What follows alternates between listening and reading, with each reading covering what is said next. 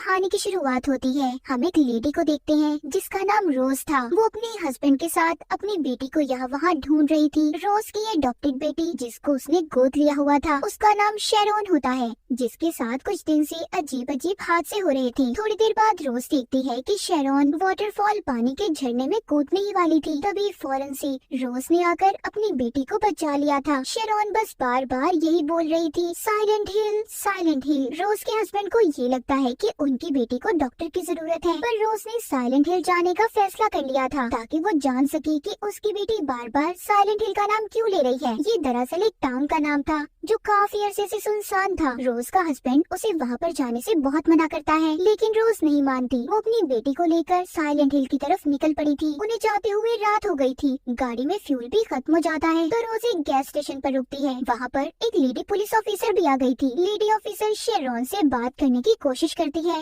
मगर वो तो उसके किसी सवाल का कोई जवाब ही नहीं दे रही थी। थोड़ी देर बाद ऑफिसर देखती है कि शेरोन और रोज के दरमियान में किसी बात को लेकर बहस हो रही थी। ये देखकर ऑफिसर को अब रोज पर शक होने लगा था, इसीलिए वो उसकी गाड़ी का नंबर नोट कर लेती है और उसकी गाड़ी का पीछा करने लगी थी। ये बात रोज को भी पता चल जाती है, इसीलिए वो ऑफिसर का ध्यान भटकाकर वहाँ से अपनी गाड़ी तेजी से चलाकर निकल जाती है। मगर आगे रास्ते में रेडियो पर अजीब सी आवाजें आने लगी थी और उसकी गाड़ी के सामने एक छोटी सी बच्ची आ जाती है, जिसको बचाने के चक्कर में रोज की गाड़ी का एक्सीडेंट हो गया था। रोज बेहोश हो जाती है। थोड़ी देर बाद जब उसको होश आता है तो गाड़ी में शेरोन नहीं थी। रोज अपनी बेटी को ढूंढने लगती है, मगर हर तरफ फोग यानी धुंध और धुएं की वजह से वो उसे नहीं मिलती। रोज अपनी बेटी शेरोन को ढूंढते ढूंढते साइलेंट हिल के टाउन में पहुंच जाती है। उसे वहाँ पर अपनी बेटी जैसी एक बच्ची नजर आई थी। वो आवाजें देती है, उसके पीछे जा रही थी। अब भागते भागते वो सीढ़ियों के पास आ जाती है। रोज बेसमेंट में पहुंच गई थी। तभी एक सायरन बजता है और हर तरफ अंधेरा हो गया था। रोज अपना लाइटर जलाकर अंदर जाने लगती है। उसे फिर से वहाँ अपनी बेटी जैसी लड़की दिखाई दी थी। वहीं पर वो एक आदमी को देखती है जिसको फेंस बाड़ पर लटकाया हुआ था। उसकी अंतड़ियाँ बाहर निकली हुई थी। हैरानी की बात ये थी वो फिर भी जिंदा था। तभी वहाँ पर अजीब से दिखने वाले क्रिएचर्स आ गए थे जो किसी बच्चे की तरह थे। देखते ही देखते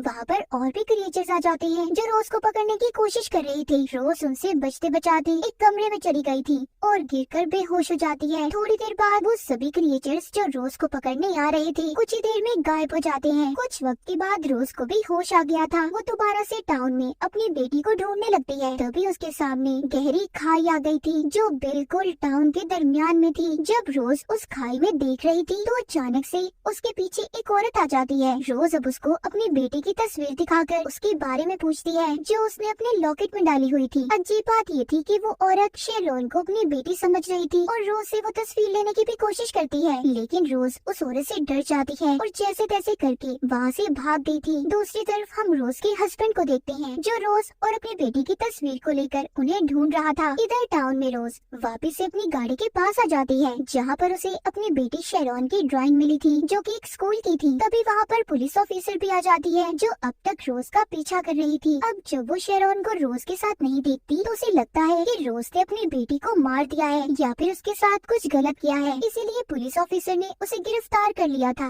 मगर रोज पुलिस ऑफिसर को समझाने की कोशिश कर रही थी। वो कहती है कि मैं पागल थोड़ी हूँ कि मैं अपनी बेटी को कुछ कर दूंगी या फिर उसे मार दूंगी, बल्कि वो तो मुझे भी नहीं मिल रही। मगर वो उसकी कोई बात नहीं सुनती और उसे अपने साथ ले जाती है। अब जब वो उसे अपने साथ लेकर जा रही थी तो पुलिस ऑफिसर को भी वही गहरी खाई दिखाई देती है जिसको पहले रोज ने भी देखा था जो कि टाउन के दरमियान में थी। ये देखकर वो दोनों वापस आ जाती हैं। यहाँ पर अजीब से दिखने वाला क्रिएचर उनके सामने आ गया था जो उनकी तरफ बढ़ रहा था। तभी पुलिस ऑफिसर उस क्रिएचर पर अपनी गन से गोली चलाती है। ये देखकर रोज मौका पाते ही वहाँ से भाग गई थी और सीधा पहुँच जाती है स्कूल में जो उसने अपनी बेटी की ड्राइंग में देखा था। उसे लग रहा था कि शायद उसकी बेटी इसी स्कूल में होगी। इधर रोज का हस्बैंड भी एक पुलिस ऑफिसर को लेकर साइलेंट हिल पहुँच जाता है। वो भी रोज और अपनी बेटी को ढूंढ रहा था। स्कूल में रोज जब अपनी बेटी को ढूंढ रही थी तभी उसे स्कूल में टेबल के दराजों से बहुत सारी चाबियां और टॉर्च लाइट मिलती है। उसे स्कूल में अजीब से कपड़े पहने हुए लोग भी दिखाई दिए थे। उनसे बचने के लिए वो एक क्लासरूम में आ गई थी जहाँ पर वो एक टेबल पर हाथों के निशान देखती है जो किसी छोटी बच्ची के थे जिस पर विच जादूगरनी लिखा हुआ था।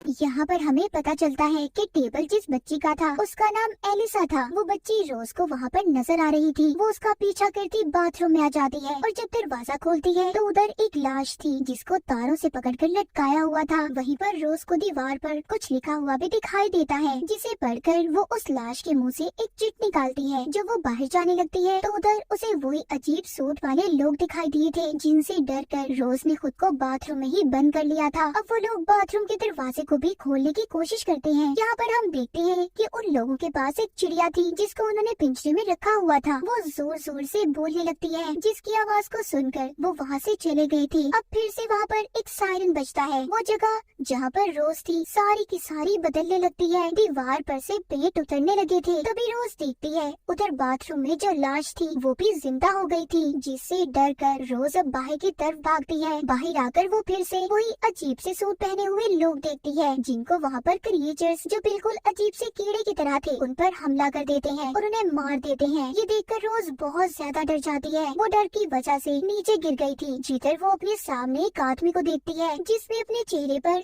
अजीब से काले रंग का हेलमेट पहना हुआ था जो किसी पिरामिड की तरह था। उस हेलमेट वाले आदमी के हाथ में एक बहुत बड़ी तलवार होती है। दूसरी तरफ इसी वक्त रोज का हस्बैंड भी उसे ढूंढने इसी स्कूल में पहुंच गया था। उसे स्कूल में आते ही महसूस होता है कि रोज उसके आसपास कहीं पर मौजूद है, पर वो उसे कहीं पर भी दिखाई नहीं दे रही थी क्योंकि रोज उससे अलग दुनिया में थी। इस अलग दुनिया का क्या राज था ये हमें कहानी में आगे जाकर पता चलेगा। अब ना ही रोज अपने हस्बैंड को देख सकती थी। तभी रोज के पीछे वही छोटे छोटे क्रिएचर्स जो कीड़े की तरह थे उसके पीछे पड़ जाते हैं। वो क्रिएचर्स रोज पर हमला करने ही वाले थे। तभी यहाँ पर वही लेडी पुलिस ऑफिसर आ गई थी जो रोज को खींचकर एक दूसरे कमरे में ले जाती है और दरवाजे को उसने बंद कर दिया था। लेकिन तभी वहाँ पर बड़े से हेलमेट वाला आदमी आ गया था जो अपनी तलवार से दरवाजे को तोड़ने की कोशिश करता है। फिर कुछ ही देर के बाद वहाँ पर दोबारा से सब कुछ ठीक हो जाता है। हर चीज गायब हो गई थी और रोशनी होने लगती है। यहीं पर रोज जब सब कुछ ठीक हो गया था पुलिस ऑफिसर को वही चिट दिखाती है जो उसको लाश के मुंह से मिली थी। उस पर एक होटल का नाम लिखा हुआ था। ये दोनों अब जल्दी से होटल में जाती हैं जहाँ पर इन्हें एक औरत मिलती है। साथ ही वो इन्हें यहाँ पर एक कमरे के बारे में बताती है जिसका नंबर 111 था। उधर दूसरी तरफ रोज का हस्बैंड भी इसी साइलेंट हिल टाउन के बारे में जानना चाहता था, इसीलिए वो पुलिस को कॉल करता है मगर उसे कोई कुछ भी बताने को तैयार नहीं था। मगर रोज के हस्बैंड को जानना था, इसीलिए वो यही टाउन के पुराने पुलिस स्टेशन में जाता है और साइलेंट हिल की फाइल्स को चेक करने लगा था। जब वो ये सब चीजें देख रहा था तो उसे यहाँ पर एलिसा के बारे में पता चलता है जिसको रोज ने स्कूल में भी देखा था। वो देखता है कि वो बच्ची एलिसा बिल्कुल शेरोन जैसी थी। उधर होटल में रोज को कमरा 111 मिल गया था जिसके सामने एक पेंटिंग लगी हुई थी, जिसे देखकर रोज को ये अंदाजा हो जाता है कि ये तो पहले विच हंट की पेंटिंग है, यानी कि पहले जादूगरनी का शिकार। इन्हें यहाँ पर ये भी पता चलता है कि इस टाउन को भी विच हंटर ने ही ढूंढा था। अब रोज को उस कमरे में जाकर एलिसा मिलती है जिसे देखकर रोज हैरान हो गई थी क्योंकि वो बिल्कुल उसकी बेटी शेरोन जैसी थी और एलिसा उस औरत की बेटी थी जिसने रोज से तस्वीर को लेने की कोशिश की थी। वहाँ पर एलिसा रोज से कहती है कि वो जल रही है और तभी अचानक से गायब हो गई थी। वहाँ पर वही औरत जिसने इन्हें कमरे के बारे में बताया था वो कहती है हमें जल्दी यहाँ से निकलना होगा क्योंकि रात होने वाली है, हमें चर्च पहुँचना है जल्दी। अब ये तीनों चर्च की तरफ भागती हैं। वो देखती है कि वहाँ पर और भी बहुत सारे लोग हैं जो चर्च की तरफ जा रहे हैं। इनमें से वो औरत जिसने इन्हें कमरे के बारे में बताया था उसे अंदर जाते हुए देर हो गई थी। तभी वहाँ पर बड़े से हेलमेट वाला आदमी आ जाता है जिसने उस औरत को पकड़ लिया था और उसकी जिल्द को पकड़कर उसके जिस्म से अलग कर देता है और रोज के सामने फेंक दिया था। चर्च के अंदर जितने भी लोग थे सब रोज और पुलिस ऑफिसर को विच समझ रहे थे। वो उन पर हमला करके उन्हें मारने की कोशिश करते हैं। अब पुलिस ऑफिसर यहाँ पर अपनी गन चलाती है जिससे सभी पीछे हट गए थे। दूसरी तरफ हमें रोज का हस्बैंड दिखाया जाता है जो कि ऑर्फनेज में था। ऑर्फनेज जहाँ पर उन बच्चों को रखा जाता है जिनका इस दुनिया में कोई ना हो। वो जाकर नन को एलिसा की तस्वीर दिखाकर उसके बारे में पूछता है क्योंकि वो बिल्कुल उनकी बेटी शेरोन की तरह दिखती थी, जिसे देखकर नन डर गई थी और कुछ भी बताने से मना कर देती है। पुलिस ऑफिसर भी यहाँ पर रोज के हस्बैंड को समझाता है कि देखो इन सब के बारे में भूल जाओ, तुम्हें कुछ भी नहीं पता चलेगा। अगर तुमने बार बार ये जिद की या फिर जानने की कोशिश तो मैं तुम्हें जेल में बंद कर दूंगा। उधर रोज जो कि चर्च में थी, अब वो सीनियर प्रीस्ट से मिलती है, उससे अपनी बेटी के बारे में पूछती है और मदद मांगती है। प्रीस्ट लेडी कहती है कि मैं तुम्हारी कोई मदद नहीं कर सकती, शायद तुम्हारी बेटी अब डेविल यानी शैतान के पास है। ये सुनकर रोज डर गई थी। वो अपनी बेटी को किसी भी हालत में वापस लाना चाहती थी, इसीलिए वो डेविल से मिलने का फैसला करती है। वो प्रीस्ट रोज को एक सुनसान बिल्डिंग में लेकर जाती है, जहाँ पर उनका ये मानना था कि इधर डेविल रहता है। डेविल के कमरे में जाने का रास्ता रोज ने याद कर लिया था, मगर यहाँ पर लेडी प्रीस्ट को रोज का लॉकेट मिला था, जिसमें शेरॉन की तस्वीर थी, जिसे देखकर उन्हें अब ये लगता है कि रोज भी एक विच है, इसीलिए वो उस पर हमला कर देते हैं। मगर इधर लेडी पुलिस ऑफिसर उसकी मदद करती है और खुद को उनके आगे करके रोज को वहाँ से भगा देती है। रोज अब लिफ्ट में बैठकर एक सुनसान जगह पर पहुँच गई थी, जहाँ पर ज़ॉम्बीज़ की तरह दिखने वाली बहुत सारी नर्सेज थी। रोज को इनके बीच से होकर गुजरना था। वो ज़ॉम्बी नर्सेज लाइट को देखकर रोज की तरफ बढ़ रही थी। यहाँ पर रोज लाइट को बंद कर देती है और इनके बीच से गुजरकर डेविल के कमरे में पहुँच गई थी। वहाँ पर अंदर जाते ही उसे एलिसा की कहानी का पता चलता है। यहाँ पर हमें भी ये बात पता चलती है कि एलिसा एक आम सी लड़की थी, मगर सब उसको विच कहकर बुलाया करते थे और बहुत ज्यादा परेशान करते। एक दिन लेडी प्रीस्ट ने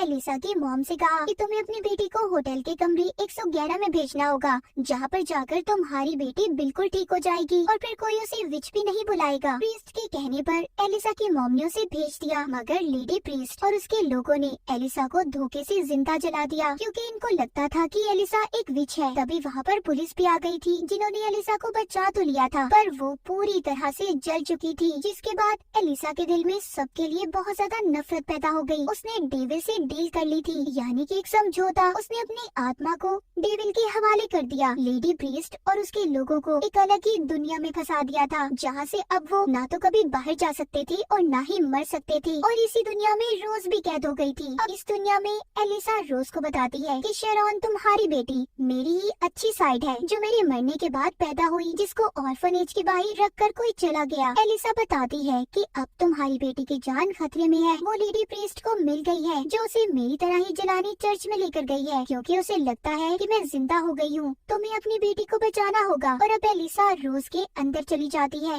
ये कहकर कि तुम्हें वहाँ जाकर सब कुछ सच बताना है, जो भी तुम मेरे बारे में जान चुकी हो। उधर चर्च में लेडी प्रीस्ट सबसे ये कह रही थी कि शेरॉन को अगर हम जला देंगे तो दुनिया से बुराई खत्म हो जाएगी। जिसके बाद वहाँ के लोग सबसे पहले लेडी पुलिस ऑफिसर को जिंदा जला देते हैं और फिर शेरॉन को जलाने ही वाले थे। तभी उधर रोज आ जाती है, जो सबको ये बता रही थी कि लेडी प्रीस्ट ने एक मासूम बच्ची को जलाया था, जिस वजह से तुम आज काली दुनिया में कैद हो। मगर रोज की बातों पर कोई यकीन नहीं करता और लेडी प्रीस्ट भी गुस्से में रोज को चाकू मार देती है। जैसे ही उसका खून निकलने लगता है, उसके अंदर से एलिसा बाहर आ गई थी और साथ ही उसका जला हुआ रूप भी आ जाता है। तभी यहाँ पर तेज धार तारे सभी को मारने लगती हैं। प्रीस्ट को भी उन तारों ने मार दिया था। रोज अपनी बेटी को बचाकर कोने में बैठ गई थी और उससे उसकी आंखें बंद करने का कहती है, पर शेरॉन ने गलती से एलिसा को देख लिया था, जो अब डेविल बन चुकी थी, मतलब एक शैतान में बदल गई थी। जिसके बाद डेविल एलिसा शेरॉन के अंदर चली जाती है। अब दोबारा से एलिसा की अच्छी और बुरी साइड एक साथ हो गई थी। इसके बाद रोज अब अपनी बेटी को लेकर वहाँ से निकल गई थी। रोज को लग रहा था कि सब कुछ ठीक हो चुका है। वो अपने घर पहुँचती है, पर घर में कहीं पर भी उसका हस्बैंड नहीं था। इसका मतलब ये था कि उसका हस्बैंड अपनी असल दुनिया में है और रोज अभी भी उस साइलेंट हिल की काली दुनिया में फंसी हुई है। अब रोज कैसे उस दुनिया से बाहर निकलेगी या फिर अपनी बेटी को एलिसा से बचा पाएगी? इसी सस्पेंस के साथ ये कहानी यहीं पर खत्म हो जाती है।